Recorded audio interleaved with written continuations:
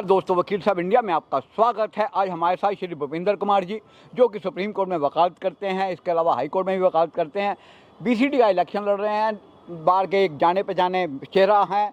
जानते हैं इनका एजेंडा क्या है, खासकर यंग एडवोकेट के बारे में, क्योंकि पिछले 2-2.5 साल के अंदर करीबन 40 और 50 हज़ार एडवोकेट, यंग एडवोकेट एनरोल्ड हुआ है। तो मेरे मुताबिक डिसाइडिंग फैक्टर जो है वो यंग एडवोकेट है। तो इसके बारे में क्या कहेंगे, क्या इनका एजेंडा है, क्या यंग एडवोकेट के बारे में सोचते हैं सर?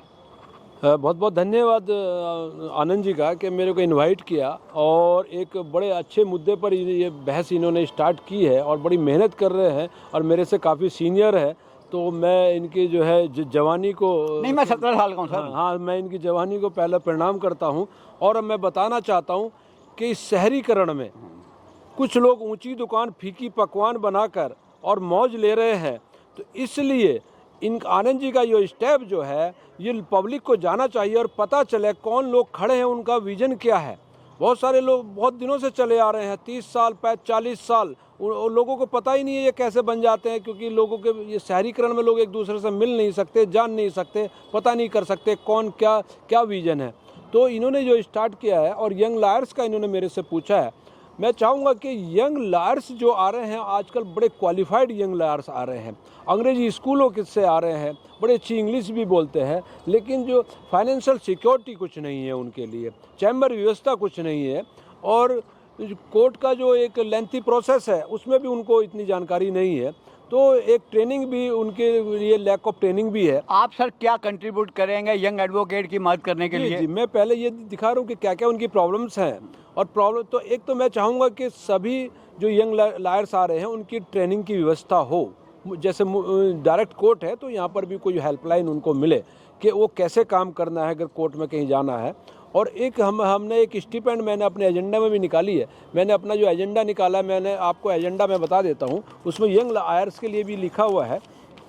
मैंने लिखा है कि भाई सभी को जो नीडी एडवोकेट्स हैं 15,000 पर मंथ होना चाहिए नीडी एडवोकेट्स को, और एडवोकेट्स के लिए इंटरेस्ट फ्री लोन होना चाहिए, और जो सिक्योरिटी है या कोई और तरह की जो प्रॉब्लम है वो नहीं होनी चाहिए। डायरेक्ट जिन पर मकान नहीं है उनको इंटरेस्ट फ्री लोन मिले, सब्सिडी मिले, क्योंकि जो न्याय का काम है वो लोग। सर, आप सुप्रीम कोर्ट में वकालत करते हैं, ठीक है?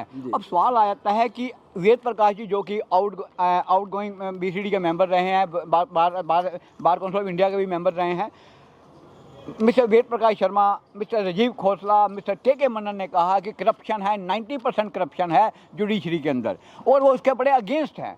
सवाल यह है, किसी के अगेंस्ट होने से समस्या हल नहीं होने वाली है। उसके लिए क्या काम किया जाए, उसकी निजात दिलाने के लिए आपके पास क्या गाइडलाइन होनी चाहिए, क्या आप लोग करना चाहेंगे, और क्या आपका क्या रुख है? देखिए, मेरा तो ये है कि जो जुडिशरी में करप्शन की बात उठती है उसमें अगर सबसे बड़ी जिम्मेदार है तो बार काउंसिल ऑफ इंडिया, जो बार काउंसिल होती है वो जिम्मेदार है, क्योंकि केस तो हम ही लेकर जाते हैं। करप्शन अगर होगा तो किधर से होगा बताइए? हम ही लोग उसको रोक सकते हैं। तो बार काउंसिल का इफेक्टिव होना और ट्रांसपेरेंसी बहुत ज़्यादा होनी चाहिए, फेस वैल्यू कम होनी चाहिए, मतलब फेस वैल्यू होनी चाहिए। आजकल लोग फेस वैल्यू पर नहीं, आजकल लेकिन वेद प्रकाश शर्मा जी ने तो ये कहा है कि जो बार एसोसिएशन के जो ऑफिस बेयर हैं वही करप्शन को आगे बढ़ावा दे रहे हैं, वही जजों को अल्टीमेटली मजबूर कर रहे हैं, कहीं ना कहीं करप्शन को बढ़ावा देने में वो जिम्मेदार ज़्यादा हैं। उनके खिलाफ शिकायतें भी आ रही हैं बार काउंसिल ऑफ इंडिया में।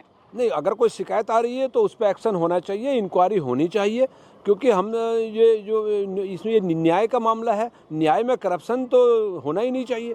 और उसके जो भी है आप नहीं समझते क्या हम वकील भी उतने ही जिम्मेदार हैं जुडिशरी में करप्शन को बढ़ावा देने के लिए? देखिए, जुडिशरी में करप्शन के लिए एडवोकेट्स ही जिम्मेदार होते हैं। करप्शन तो तभी जाएगा वहाँ पे जब एडवोकेट से जाएगा। तो काहे के लिए बेकार की बात है ये करना कि अल्टीमेट जुडिशरी हम अगेंस्ट है, जुडिशरी में करप्शन के अगेंस्ट है, जबकि खुद ही जिम्मेदार है इन सब चीज़ों के लिए। देखिए, अगर शुरुआत करनी है ट्रांसपेरेंसी की और तो हमें वकीलों को सुधरना पड़ेगा। वकीलों की तरफ से शुरुआत होनी चाहिए और सभी को सुधरना पड़ेगा। हो सकता है जुडिशरी में कुछ लोग हो, सभी नहीं हो सकते, ऐसे ही हमारी बार काउंसिल में भी हो सकते हैं। तो ये हमें बैठ के प्लानिंग बनानी होगी, करप्शन को कैसे रोका जाए। वकीलों को रोज कोई मार पड़ रही है, कहीं उनका कोई असाल्ट हो रहा है कहीं, तो आपने समझते कि ये वकील इसमें थानों के अंदर वकील जाते क्यों? पहला सवाल तो इस बात का है। बहुत अच्छा क्वेश्चन है। वकील को जाने से कोई रोक नहीं सकता है, लेकिन जाते ही क्यों? अगर तमीज के साथ वहाँ पर नहीं काम कर ऐसा सकते नहीं तो, है। हाँ। ऐसा नहीं है, वकील को जाने से कहीं नहीं रोक सकता। अगर थाना कोई किसी की बपोती नहीं है कि वहाँ एडवोकेट नहीं जा सकता। पुलिस वालों को पावर इतनी दे दी गई है कि वो वहाँ पर मिसयूज करते हैं। एडवोकेट्स हर जगह जा सकता है अपने न्याय के लिए।